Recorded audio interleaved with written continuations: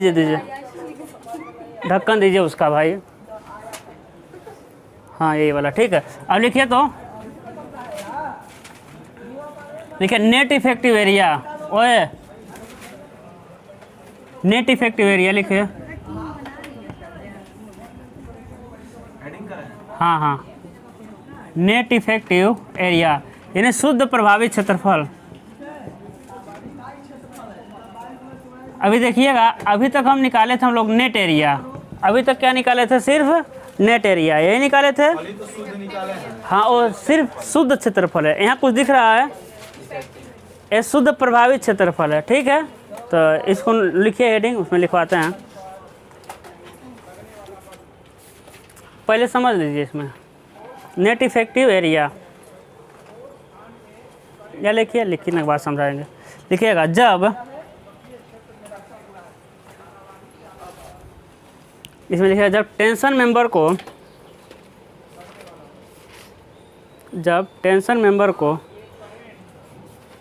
घसेट plate के साथ जोड़ा जाता है। हाँ, घसेट प्लेट, GUSSET। जब टेंशन मेंबर को घसेट प्लेट के साथ जोड़ा जाता है तो मेंबर का सेंट्रोइड शिफ्ट हो जाता है या चेंज हो जाता है। तो मेंबर का सेंट्रोइड चेंज हो जाता है।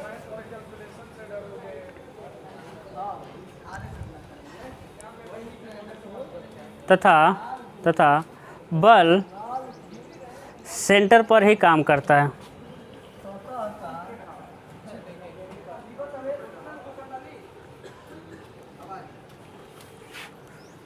तथा बल सेंटर पर काम करता है, जिससे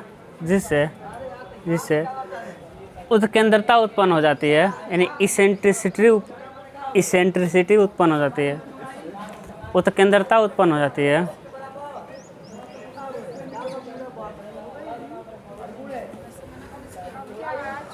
उत्केंद्रता उत्पन्न हो जाती है। देखिए, उत्केंद्रता उत्पन्न होने के कारण, इसे अभी समझा देंगे। उत्केंद्रता उत्पन्न होने के कारण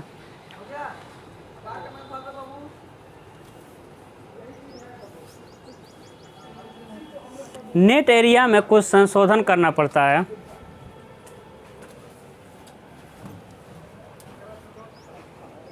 नेट एरिया में कुछ संशोधन करना पड़ता है, जिसे नेट इफेक्टिव एरिया कहते हैं।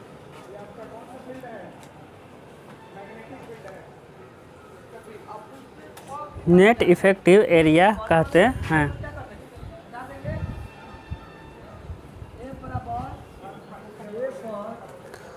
लाइन छोड़ के एक नोट लिखिएगा, या उसी में लिख लीजिए, लाइन छोड़ के लिखिएगा। उत्केंद्रता उत्पन्न होने से मेंबर के भार वहन क्षमता कम हो जाती है। थोड़ा धीरे बात करिए भाई, आवाज़ आ रहा। उत्केंद्रता उत्पन्न होने से मेंबर के भार वहन क्षमता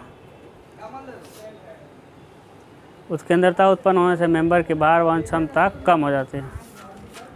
लोड बियरिंग कैपेसिटी, भार वहन क्षमता, लोड बियरिंग कैपेसिटी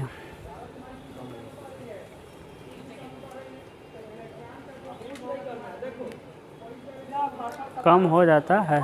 अब देखिएगा, अभी तक बोले उसका मतलब समझिएगा। देखिए, ये हो गया आपका क्या, घसेट प्लेट। ये क्या हो गया, ये देखिए भाई, इधर देखिए पीछे वाले। ये क्या हो गया आपका, घसेट प्लेट हो गया। इस पर क्या लगा दिए हम, एक टेंशन मेंबर लगा दिए। क्या लगा दिए हम, टेंशन मेंबर लगा दिए। टेंशन मेंबर, जब हम इसको काट दें यहाँ से और यहाँ से, x1 x1 x2 x2, तब x1 x1 देखेंगे तो कैसा दिखेगा, ऐसा ही दिखेगा। x1 x1 और x1 इधर से देखेंगे तो ऐसा ही दिखेगा। अब बताइए, इसका कुछ सेंट्रोइड होगा कि नहीं होगा, यही होगा, जिसे क्या कहते हैं हम लोग, C।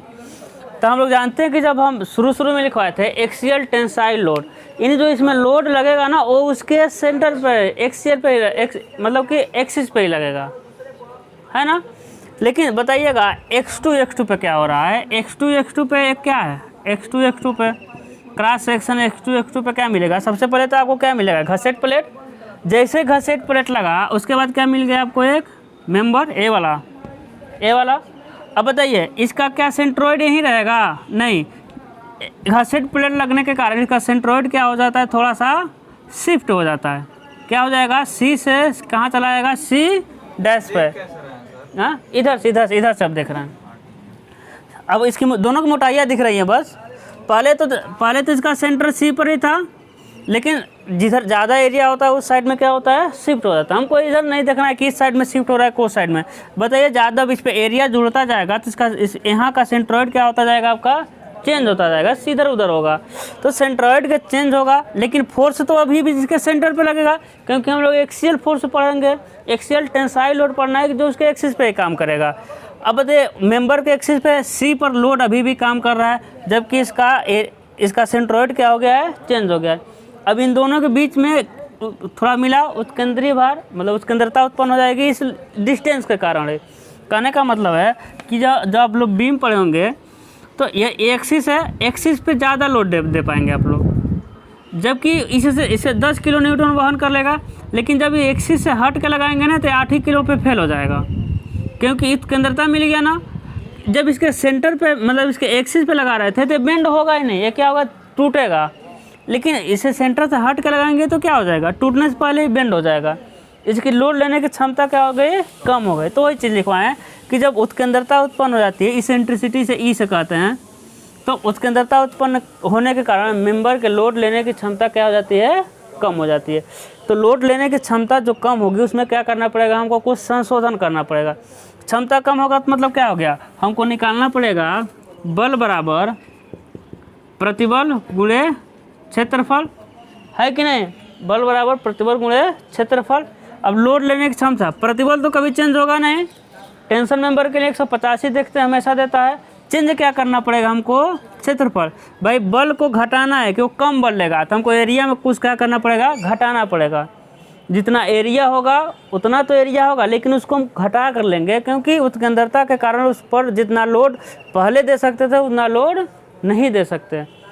जैसे पिछला हम लोग पढ़े हैं ना, क्या पढ़े हैं, ऐसा पढ़े होंगे आप लोग, नेट एरिया में जो पढ़े थे, नेट एरिया ऐसा था। मान लेते हैं इसका नेट एरिया ए नेट कितना आया था, मान लेते हैं 1125 आया।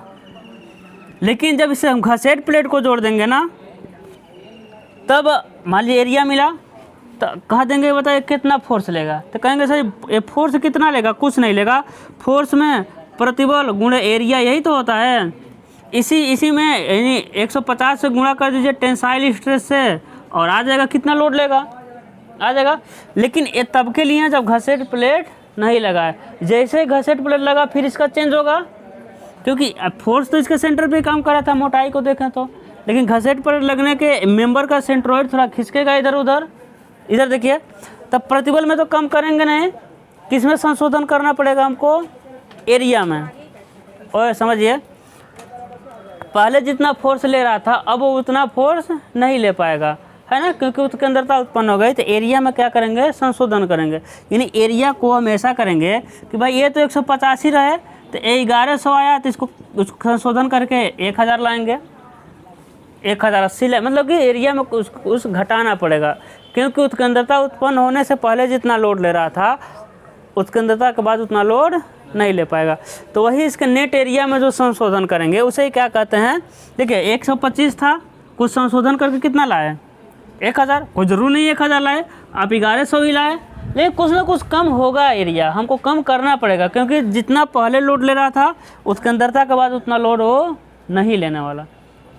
आया समझ में। इसे लिखे ए, इसे ANE से प्रदर्शित करते हैं, इसे ANE नेट इफेक्टिव एरिया, इसे ANE से प्रदर्शित करते हैं।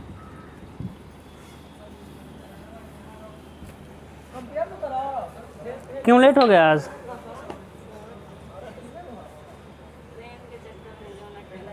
रोज़ बस से आती थी क्या? पैसा बचाने के चक्कर में। इसे नेट इफेक्टिव एरिया हो गया। अब बना लीजिए इसको बना लीजिए। हाँ जी, तो क्या दिक्कत है इसमें? बहुत बड़ा है क्या?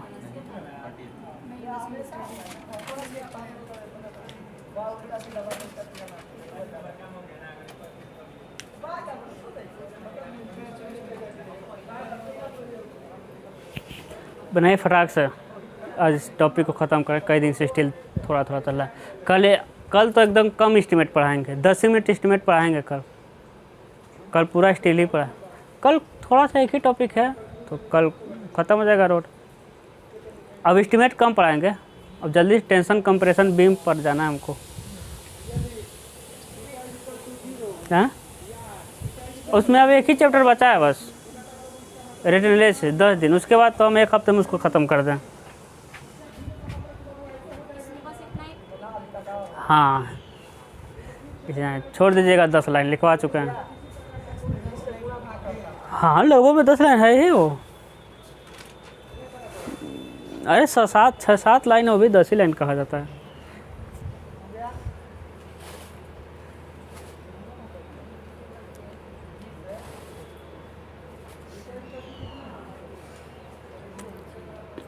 ये समझ आ रहा है? उसके अंदर नहीं आ रहा है, एकदम नहीं आ रहा है। पीछे वाला से नहीं मतलब, टेंशन मेंबर पढ़ी है ना, तो पीछे वाला से नहीं मतलब है, इससे मतलब है। चलिए अभी समझा दे रहे हैं एक बार और।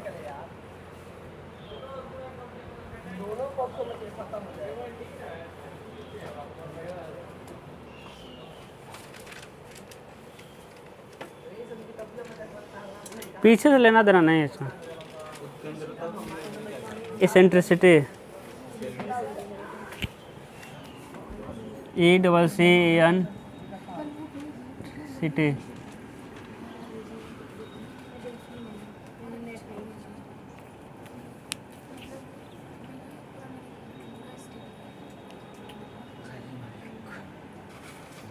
ठीक है, अब देखिए जो डिफिनेशन लिखवाया था उसमें जाइए तो थोड़ा चेंज करिए। लिखा था, चेंज नहीं करना, कुछ ऐड करना है। लिखवाया क्या बोले बताइए तो?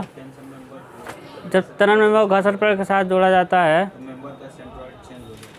हाँ हाँ, लिखिए मेंबर का सेंट्रोइड चेंज हो जाता है ना। ब्रैकेट में लिखिएगा C डैश, चेंज हो जाता है C डैश पे हो जाता है, मतलब कि हो गया ना। C डैश पे मेंबर का सेंट्रोइड चेंज हो जाता है, C डैश हो गया। तथा बल सेंटर पर ही काम करता है, सेंटर पर ही, मैं सेंटर का आगे लिखिएगा C, मैं C पर ही कार्य करता है, हो जाएगा ना। अब C और C के बीच एसेंट्रिसिटी मिल गया।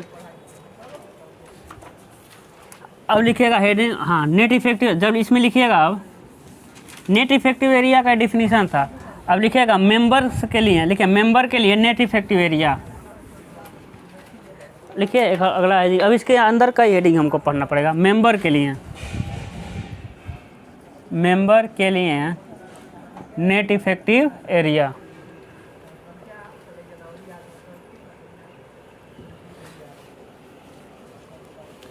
इसमें पहला लिखिएगा जब कोणीय खंड का एक टांग, समझिएगा अच्छे से, घसेट प्लेट से जुड़ा हो।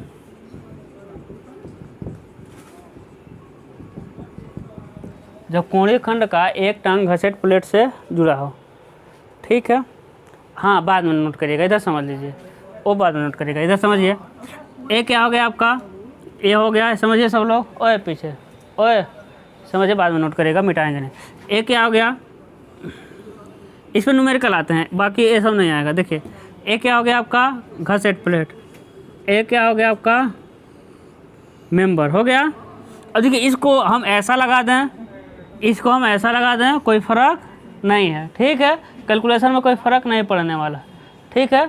हाँ, तो कहीं बुक में अगर ऐसा उसको नीचे किया तो घबराना नहीं है। जो टांग जुड़ा रहता है, मतलब जो इसे इसे कहते हैं हम लोग L1। जो जुड़ा रहता है उसे क्या कहते हैं? L1। जो लटका रहता है उसे क्या कहते हैं हम लोग? L2। इसकी मोटाई कुछ मिलेगा, क्या मिलेगा, T। इसकी मोटाई को क्या कहते हैं भाई, T कहते हैं। ठीक है, बताइए ये जो रिवेटिंग किए हैं, रिवेट का डाया कितना है, स्मॉल d। रिवेट का डाया क्या मिल जाएगा, D। तो हम देखेंगे A या नहीं, नेट इफेक्टिव एरिया क्या होता है, A1 प्लस KA2। अब कहेंगे क्या चीज़ है भाई। अब देखिए A1 प्लस A2 मतलब इसका एरिया और इसका एरिया। अब उसी में तो घटाएं, K से गुणा किए हैं तो कम करेंगे, K क्या है, गुणांक है जिसका मान 1 से कम ही आएगा, 1 से कम आएगा। एरिया तो हमको कम करना है। अब देखिए A1 क्या है समझिएगा, A1 क्या मिलेगा आपको, A1। अब समझिए यही समझने वाली बात है। ऐसा ही है, ऐसा ही है। अरे हम उल्टा बना दिए, चलिए कोई बात, ये समझिएगा A1 A2 कैसे निकालना है हम। ऐसा ही है, ऊपर से लेके यहाँ तक क्या है L1 और यहाँ से लेके यहाँ तक क्या है L2। अब देखिएगा हम लिखेंगे A1 का मान लिखेंगे, A1 क्या लिख रहे हैं, L1 माइनस, भाई बताइए इसमें घटाएंगे कि नहीं घटाएंगे, डाया को, इसमें डाया है ना, डाया को घटाएंगे उतना एरिया कम करेंगे ना जो होल है ना। तो माइनस क्या हो जाएगा, D। भाई L1 में से तो D है नहीं उतना एरिया, क्योंकि हमको मेंबर का एरिया चाहिए, माइनस T/2। अब कहेंगे T/2 क्या है, बताइएगा इसकी मोटाई कितनी है, T। तो हम आधा ले रहे हैं, आधा घटा दिए, यानी हमको एरिया कितने का, अभी A1 में कितने का एरिया निकला, इतने का निकला है ना। अब समझिएगा A2 कैसे निकालेंगे, L2 माइनस T/2, उसमें तो D नहीं है, माइनस T/2। देखिए माइनस T/2, अरे जो बिल्डिंग वाला काम करते थे, इतना निकाल लिए, एक बार 2 बार किए, एक खाली रह गया, क्योंकि इसकी मोटाई कितनी है, T ही है। तो इसका आधा इधर का निकाल दिए, आधा निकाल दिए, इसका 2 बार कैलकुलेट कर लिए, इसको एक भी बार नहीं किए, तो मैनेज कर लिया। और बिल्डिंग की तरह है, कोई दिक्कत नहीं होता है समझाने में, निकल जाएगा। इसी तरह निकालता है, बाकी निकालने के कई तरीके हैं, बुक में ऐसा ही मिलेगा। तो A1 A2 कैसे होगा, A1 इक्वल टू क्या मिलेगा, L1 minus D minus T/2, और A2 क्या मिलेगा आपको, L2 माइनस T/2 हो जाएगा। यदि वेल्ड किया गया हो, यदि वेल्ड किया गया हो तो बताइए, वेल्ड किया गया रहेगा तो D तो रहेगा नहीं, तब A1 कैसे निकलेगा, L1 माइनस T/2। A2 क्या हो जाएगा, L2 माइनस T/2 हो जाएगा, आसानी से आ रहा है ना। अब देखिए K का मान क्या होगा, K एक गुणांक होता है, तो होता है 3A1 अपान में 3A1 प्लस A2। बताइएगा घसेट प्लेट के साथ नहीं जुड़ा होता तो उस मेंबर का एरिया कितना मिलता, A1 प्लस A2। उसमें रिवेट का होल घटा देते हैं, यही तो करते थे पिछली बार, A1 प्लस A2। लेकिन मेंबर में जुड़ने के कारण हमको उसका क्या करना पड़ेगा, इसमें संशोधन करके A1 प्लस A2 से कम एरिया लाना पड़ेगा, क्योंकि उसका लोड लेने की क्षमता क्या हो गई है, कम हो गई है। तो यही क्या करते हैं, इसी में किससे गुणा करते हैं हम लोग, K से। किससे गुणा करेंगे, K से, और K का मान हमेशा 1 से कम आएगा। तो बताइए A कम होगा कि नहीं मिलेगा, एरिया क्या हो जाएगा, A1 प्लस A2 से कम हो जाएगा।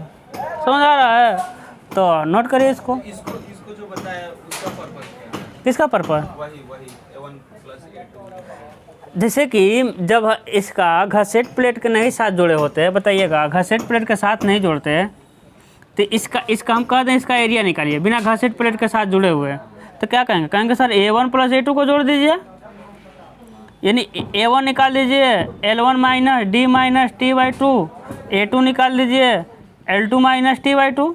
कहेंगे एरिया हो जाएगा, मान लेते हैं A1 आ गया 50, A2 आ गया 100, तो कहेंगे एरिया कितना मिल जाएगा, 150। प्रतिबल मान लेते हैं मिल गया 100, मान लेते हैं प्रतिबल कितना मिल गया 100। हम कहेंगे कितना लोड लेगा, तो कहेंगे सर बल बराबर क्या होता है, प्रतिबल गुणा क्षेत्रफल, 1500 लोड ले लेगा न्यूटन का, हम यूनिट नहीं लिख रहे हैं, ठीक है, इतना लोड लेगा। लेकिन क्या होता है जब यही मेंबर ना जब घसेट प्लेट के साथ जुड़ता है तो इसका सेंट्रोइड चेंज हो जाता है, उत्केंद्रता उत्पन्न हो जाती है। पहले पहले क्या होता था कि देखिए इसका सेंट्रोइड था यहीं, फोर्स भी लगता है यहीं इसी पर, क्योंकि एक्सियल हम फोर्स को पढ़ते हैं, है ना, एक्सियल टेंसाइल फोर्स, उसके अक्ष पे ही फोर्स लगेगा। लेकिन अब क्या हुआ है, इसके एक्सिस यहाँ से कहीं इधर आ गया, अब क्या लोड तो यहीं लग रहा है, इसका सेंट्रोइड क्या हो गया, चेंज हो गया। अब इन दोनों के बीच क्या मिल गई, उत्केंद्रता। इससे क्या होता है जो मेंबर होगा उसको लोड लेने की क्षमता क्या हो जाती है, कम हो जाती है ना। तो क्षमता को कम कैसे करेंगे, 1500 तो अब नहीं ले पाएगा, घसेट प्लेट से जुड़ा है, 1500 नहीं ले पाएगा। तो क्षमता कैसे कम करेंगे, प्रतिबल को थोड़ी घटाएंगे, प्रतिबल तो उतना ही रहता है, एरिया को क्या करते हैं थोड़ा सा कम करते हैं। तो इसी एरिया में क्या करते हैं, इसी में क्या है कि के से क्या कर देंगे, गुणा कर देंगे। अब यही के अब उतना बता दिएगा, अभी मैं सोचिए के क्यों उसी में गुणा कर देंगे, लिख देंगे IS कोड के अनुसार। अब अपने बुक में देखिए उसी से लिखा होगा IS कोड के अनुसार, इसके लिए IS कोड उतना ही होगा, वो बता दिया गया है, ठीक है, कि A2 में ही करना है और के का मान इतना होता है, क्या करेंगे उसमें गुणा कर देंगे तो एरिया क्या हो जाता है, कम हो जाता है। तो अब क्या 1500 नहीं लगा, 1200-1300 न्यूटन देखो। हाँ भाई वो तो कल कराए थे ना,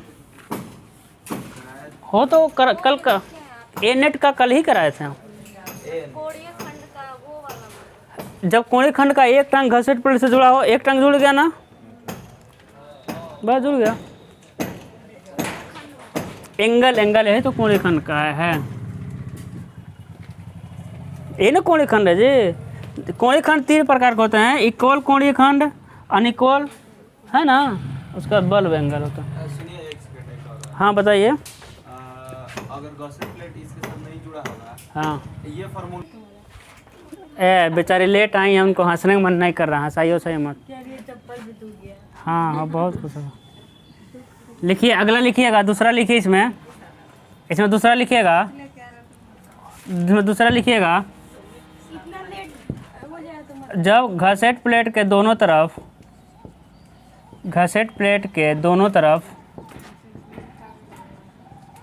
कोणीय खंड जुड़ा हो, जब घसेट प्लेट के दोनों तरफ कोणीय खंड जुड़ा हो, जब घसेट प्लेट के दोनों तरफ कोणीय खंड जुड़ा हो, देखिएगा अब इधर भी जोड़ देंगे। अब ये मत सब पूछिएगा ये कहाँ मिलता है, सब मिलता है। आप रेलवे स्टेशन पे जाकर ना एक बार नोटिस करिए, सब ऐसा मिलता है। हम क्या चले, अब तो बिना टिकट, वो तो बिना टिकट काटे जाते रहते हैं, उनसे पूछ लीजिए वो बता देंगे।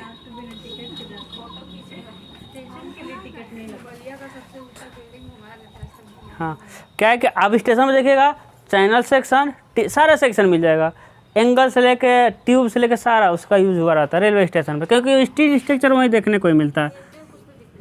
नहीं आप तो अच्छे देखिए, अब पढ़ लिए ना, अब देखिएगा हो जाएगा इतना। अब देखिए क्या करना है, लिखेंगे ए या नहीं। अब देखिएगा एक घसेट प्लेट था, ओए समझिए घसेट प्लेट था, इधर समझिए, अब बनाने लगता समझिए। पहले हम घसेट प्लेट था, जैसे ही एंगल इधर जुड़ा, कहीं इधर उधर शिफ्ट हुआ होगा, फिर भी इधर से भी जोड़ दिए, वो अपने जगह पे आ गया होगा, नहीं दोनों तरफ से जोड़ देंगे तो कहीं जाएगा नहीं भाई। मैं एक मेरा पकड़ कोई खींचा इधर से, उतना ही खींच दिया तो अपने स्थान पे आ जाएगा। इसमें तामझाम करना नहीं होता है, समझ रहे हैं बात को। तो लिखेंगे टोटल एरिया ऑफ एंगल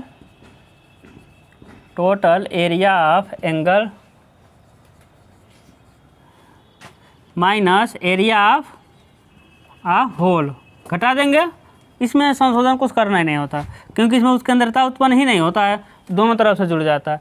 तो 2a माइनस, देखिएगा होल का एरिया क्या मिलेगा, d इंटू टी, लेकिन 2 है ना, दोनों में घटाना पड़ेगा, एक इसमें और एक इसमें है, तो 2dt।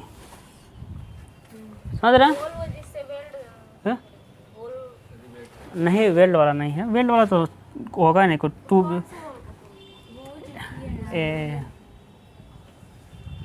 ये वाला होल घटाएंगे ना, इसका 3D नहीं आप लोग इमेजिन कर पा रहे हैं, ऐसा ही होगा, ऐसे ही होता है, कई लगा रहेगा, है ना, कई सामने तो एक ही दिखेगा ना, और ए वाला यहाँ दिख जाएगा, ऐसा निकला है जो, पर 3D ऐसा है। थोड़ा फोन में दिखाइए तो। दिखा देंगे, चलिए अब देखिएगा। और यहाँ से लेके यहाँ तक क्या है आपका L1 L2 में कोई लेना देना है नहीं, ठीक है। तो एरिया क्या, इसे कहते हैं ग्रॉस एरिया। क्या कहते हैं भाई, ग्रॉस एरिया। यहाँ इसको कैसे निकालेंगे, टेबल से। किस टेबल से, स्टील टेबल से। नोट करिए, फटाक से नोट करिए, अगला हम बताएं इसको। स्टील टेबल, अरे बहुत है, अभी तो शुरू हुआ है पार्टी, अभी तो बड़े बड़े न्यूमेरिकल आएंगे। अभी तो बहुत निकालते थे, रिवेट वैल्यू, PSP भी निकाल दीजिए, काम खत्म।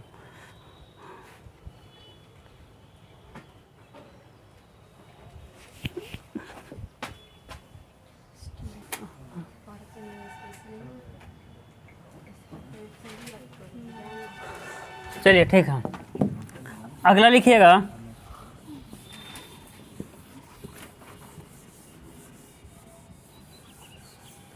लिखिए, जब घसेट प्लेट से टी खंड जुड़ा हो, टी खंड जुड़ा हो, टी खंड को जोड़िए। इधर देखिएगा, समझिए इधर देखिए, ये क्या हो जाएगा आपका, घसेट प्लेट टी खंड। टी खंड तो ऐसे ही जुड़ेगा,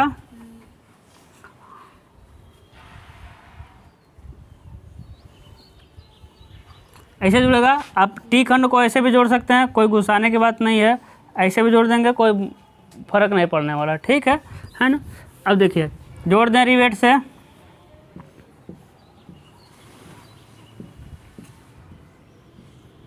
इसे क्या कहते हैं हम लोग, बी। इसे क्या कहेंगे, बी। और ऊपर से लेकर नीचे तक को क्या कहेंगे, कैपिटल डी। समझ आ रहा है। इसे क्या कहते हैं, इसे कहते हैं हम लोग TW, थिकनेस ऑफ वेव। हाँ, और बोलते हैं कर नहीं, समझ नहीं आता, समझ तो आ रहा है।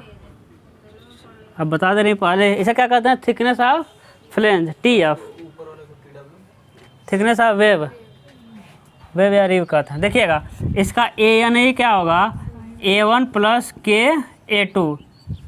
आप कहेंगे इसमें और पहले वाले में अंतर का है, अंतर है। जो A1 आता है वो अंतर है। A1 देखिए जुड़ा वाला होता है, A1 क्या मिलेगा, इधर समझिए तो, ओए महारानी लोग इधर देखिए, A1 क्या मिलेगा, इसका एक घसेट प्लेट है, ठीक है, इसको रख सकते हैं, घसेट प्लेट को हम रख सकते हैं, इसको फर्क नहीं। अब देखिए, इसका एरिया निकालना है तो B - 2D × TF,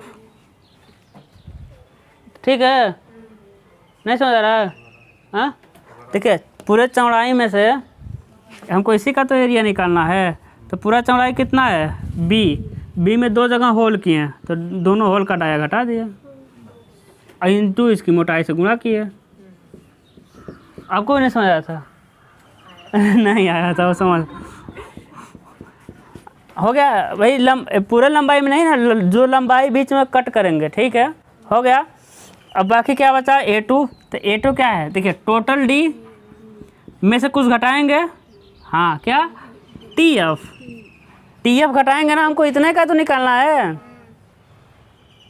है कि नहीं, क्योंकि D नीचे तक है, TF घटा दिया, × TW, हो गया, ठीक है। लेकिन और क्या चेंज है, और यहाँ चेंज है, K का मान, यहाँ 5A1 अपान में 5A1 + A2 होता है। नोट कर लीजिए, जो जुड़ा रहता है उसे A1 कहते हैं। कहिए, तो जाइए ना, हम रोक थोड़े रहे हैं आपको।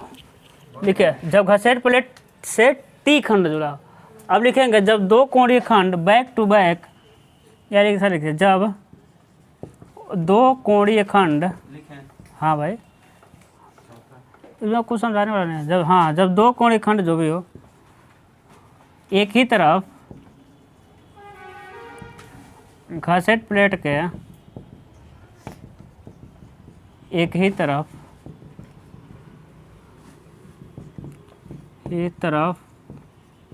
जुड़ा हो, ठीक है। अब देखिएगा, ये क्या हो गया आपका, अबे लिखेंगे तो समझ, अब बनाएंगे तो समझ आएगा। जब दो कोणीय खंड घसेट प्लेट के एक ही तरफ जुड़े हो। बोलते कुछ और है। अरे हम यहाँ देख के लिखिए। अब देखिए तो ये देखिए, एक कोणीय खंड हो गया और एक कोणीय खंड हो गया। कौन सा?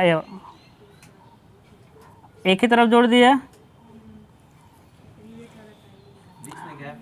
हाँ, गैप नहीं है, मतलब सटा रहता है। हटा दीजिए उसको। नहीं सटाएंगे भाई, हम दिखाएंगे ना अलग अलग है। तो एक ही तरफ दोनों घसेट प्लेट के एक ही साइड हो गया ना। ये दोनों के सब सेम सेम है, ठीक है।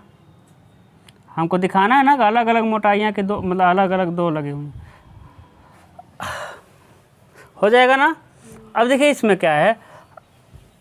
अब A1, अब इसमें वही होता है, ए एन इजकल टू वही होगा A1 प्लस के A2, ठीक है। 3D में बताएं।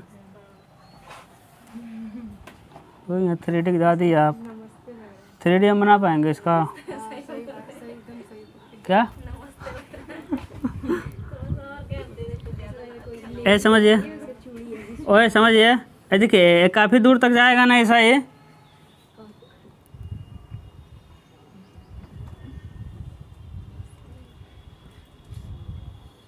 मेंबर काफ़ी दूर तक जाएगा ना ऐसा, समझ आ रहा है? ऐसे काफ़ी दूर तक जाएगा, है ना। कैसे बताएं आपको, इधर नहीं मिलेगा। एक ही घसर प्लेट के एक ही तरफ दोनों को जोड़ दिया गया, ठीक है। जैसे देखिएगा, और जिस टेबल पे आप लोग बैठे हैं, और जब बैठे हैं लकड़ी को घसेट प्लेट मान लीजिए। अब देखिए उसके नीचे एंगल गया कि नहीं, यहाँ से लेकर वहाँ तक। देखिए इस बार देखिए ऐसा एंगल गया यहाँ से लेकर वहाँ तक। वैसे ही कि इधर भी जोड़ दें, दो जोड़ दें, एक ऐसा है ना, एक ऐसा भी जोड़ दें, और मजबूत हो जाएगा। ऊपर से मोटे मोटे लोग भी बैठ सकते हैं, समझ आ गया।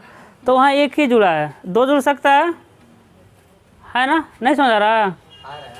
अब देखिएगा, अब देखिए, अब बताइए ये दोनों जब दोनों जुड़े हैं तो ये दूर दूर भी तो हो सकते हैं, दूर दूर हो सकते हैं। तो इसके बीच में दूर दूर पे जो रिवेट लगाते इसे कहते हैं टेकिंग रिवेट। क्या कहते हैं? टेकिंग। वो कल पूछेंगे कि टेकिंग रिवेट क्या होता है। अब बात कर रहे हैं लोग, क्या होता है टेकिंग रिवेट, बताइए। टेकिंग रिवेट किसे कहते हैं, बताइए किसे कहते हैं? सर जब दो रिवेट एक दूसरे से मतलब कि दूर दूर हो तो जो दोनों एक साथ जुड़ने के लिए होता है उसको। कैसे बता दे, बाद में पूछेंगे ये करेंगे वो करेंगे, टीचर का ही दोष देंगे कोई भी। अभी जस्ट बताया, अभी बतिया रहे हैं। अब देखिए एक कोणीय खंड ये जुड़ा, एक कोणीय खंड वो जुड़ा, दोनों जुड़ा। अब देखिए दोनों कभी इधर उधर हो सकते हैं कि नहीं हो सकते हैं? होगा। अब ये दोनों इधर उधर ना हो तो इसके लिए यहाँ दूर दूर पे रिवेट लगाते, इसे कहते हैं टेकिंग रिवेट। टेकिंग रिवेट हमको नहीं पढ़ना है, कभी कभी आता है, हम लिखवाएंगे बाद में। तो टेकिंग रिवेट समझ आ गया। और इसी के बीच में ना भाई कभी कभी पास पास ना आ जाए तो इसी के बीच में एक टुकड़ा टुकड़ा डाल देते हैं, समझ रहे हैं? उसे कहते हैं सेपरेटर। सेपरेटर कहते हैं, क्या कहते हैं? सेपरेटर। भाई सेपरेट किए रहे, पास पास में ना आ जाए ना तो एक दूसरे को मोड़ मार देंगे।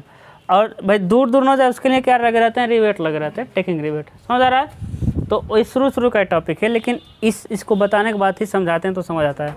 हो गया। तो हम लिखवाएंगे सेपरेटर और टेकिंग रिवेट, कहीं यूज नहीं है उसका।